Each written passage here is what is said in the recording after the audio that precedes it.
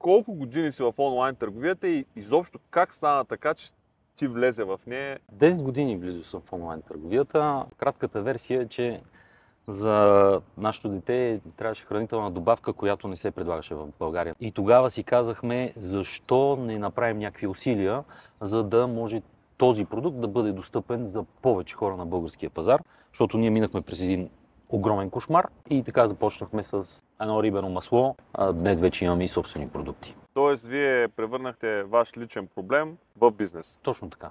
Трудно ли се управлява бизнес семейно? И да, и не.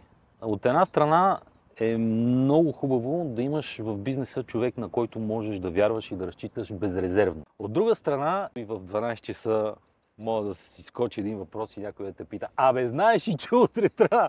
Аз знам, че ти си експериментатор. Колко често се впускаш в проучване и създаване на нови продукти? Много често имаме продукти, които искаме да вкарваме и много често се сблъскваме с бюрокрация, несъвместимост. Много продукти сме се отказали да ги внасяме, поради това, че те обещават едно, а реално като преведеш какво има на етикета, нещата са кошмарни. Коя е най-скъпоструващата грешка, която се допускал в бизнеса? Ох, Никола, много са грешките. Няма как да знаеш предварително едно нещо, ще е грешка или няма ли да е грешка, но това е част от играта, това е част от бизнеса. Ако имаш цялата информация, ще да е лесно.